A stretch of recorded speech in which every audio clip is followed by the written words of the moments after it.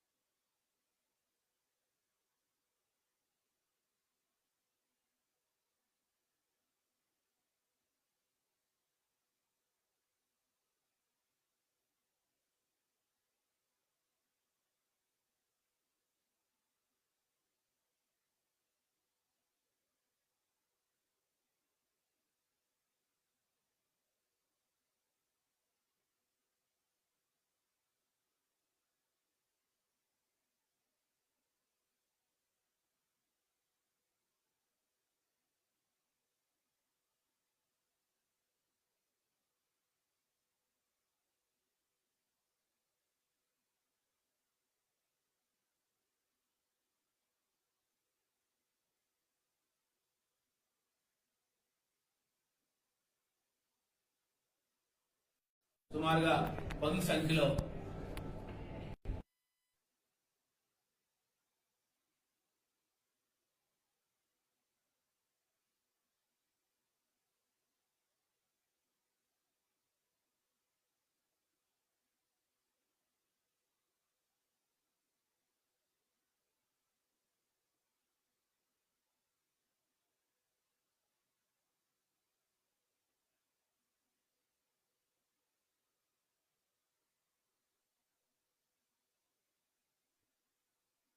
కేవలం డయేరియాతో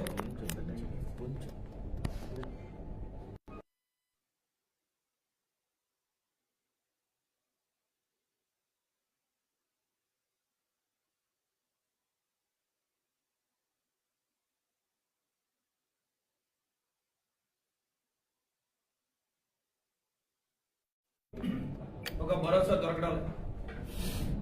మరి ఇటీవల కాలంగా నిన్న మొన్నటి రోజుల్లో మీ అందరికీ తెలుసు, కురుపాం గిరిజనాశ్రమ పాఠశాలలో కేవలం నీరు కలుషితమై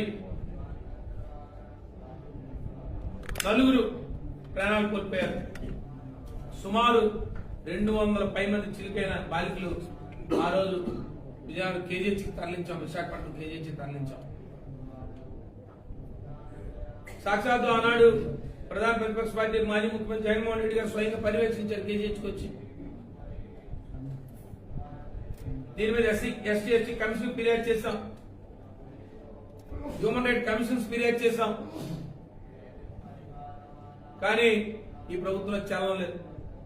మళ్ళీ ఇప్పుడు సుమారు 5 పిల్లలు బాలికలు డయేరియాతో పార్థిపురం ఏరియా హాస్పిటల్లో జాయిన్ అయ్యే పరిస్థితి. ఇంకా కొంతమంది విద్యార్థులు ఇంకా అస్వస్థకు గురయ్యారు. మరి ఇటీవల కాలంగా శ్రీకాకుళంలో చూసాం, శ్రీకాకుళంలో డయేరియాతో కొన్ని మరణాలు సంభవించాయి. అక్కడ చూసిన అంటే ఈ రాష్ట్రంలో ఎక్కడా కూడా సంఘటనలు సంభవించిన తర్వాత ప్రభుత్వం చర్యలు ఎక్కడా కూడా కనపడాలి. అసలు ప్రభుత్వ యంత్రాంగం పూర్తిగా నిర్వీర్యమైపోయింది. ప్రభుత్వం ఎక్కడా కూడా ప్రభుత్వ యంత్రాంగం పనిచేస్తున్న దాఖలాలు లేవు.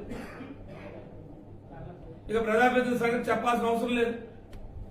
గిరిజన పాఠశాల మీ అందరికీ తెలుసు, ఆ రోజు పెద్ద పెద్ద మాటలు చెప్పారు. ఇన్ఛార్జ్ మంత్రి వారు చెప్పారు, గిరిజన శాఖ మంత్రి వారు చెప్పారు, వారే స్వయంగా చెప్పేవారు నాకు జ్వరం వచ్చింది నేనెవరో చెప్పుకోవాలనే పరిస్థితి ప్రభుత్వం ఉంది. ఇవాళ వారు వెళ్ళి ఆనాడు గిరిజన బాలికలు చనిపోతే లేదు వారి ఇంటికి వెళ్ళి చనిపోయారని చెప్పారు తప్ప కనీసం ఆ మరణాల పట్ల ఎక్కడ ప్రభుత్వం లాగుకునే పరిస్థితి కూడా చేయలేదు.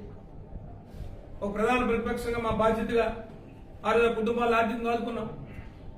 లేదు గొర్రెలో జరిగిన ప్రాణాలు ఆర్థికంగా ఆదుకున్నాం. ఈ ప్రభుత్వాన్ని డిమాండ్ చేశాం. గొర్రెలో జరిగిన పరిస్థితులన్నీ కూడా ఆ రోజు ఈ రాష్ట్రంలో ఉన్న రాష్ట్రంలో దేశం ప్రతి ఒక్కరికి వివరించాం. ఈ రాష్ట్రంలో ఆరోగ్య పరిస్థితులు ఎలా ఉన్నాయని చెప్పి. ఆరోగ్య వ్యవస్థ నిర్వీర్యం చేశారు.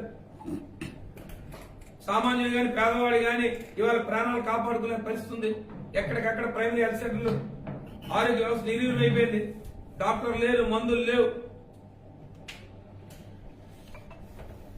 గిరిజన ఆశ్రమ పాఠశాలలు అయితే పెద్ద పెద్దగా జీవోలు ఇష్యూ చేశారు. మేము ఆర్ఓ ప్లాంట్లు పెట్టేస్తున్నాం, లేదు ఇమ్మీడియట్ గా అవన్నీ తక్షణమే అవన్నీ తయారు చేస్తున్నాం, అక్కడ అన్నమ వసతి గృహాలు ఏర్పాటు చేస్తున్నాం. ఇన్ని చెప్పారు మాటలు. మళ్ళీ నేను రోజు జరిగిందండి, మళ్ళీ కలుషిత నీరు.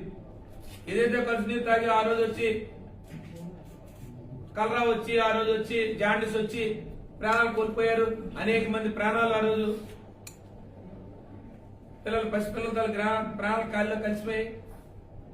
ప్రభుత్వం కానీ ప్రజాప్రతినిధి కానీ గిరిజన శాఖ మంత్రులు వారు ఏం చేస్తున్నారు?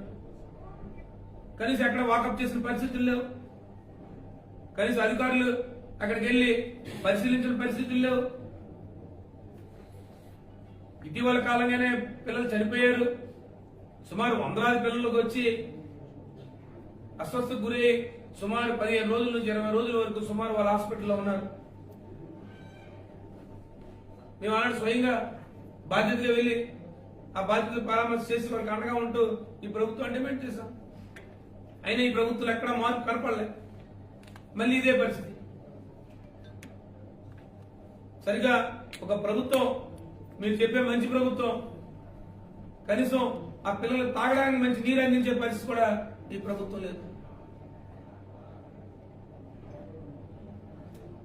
మీరు చేసేది ఏదైనా కార్యక్రమం ఉందంటే నెలకు 1 రోజు వస్తారు, ఓ పెన్షన్ ఇస్తారు.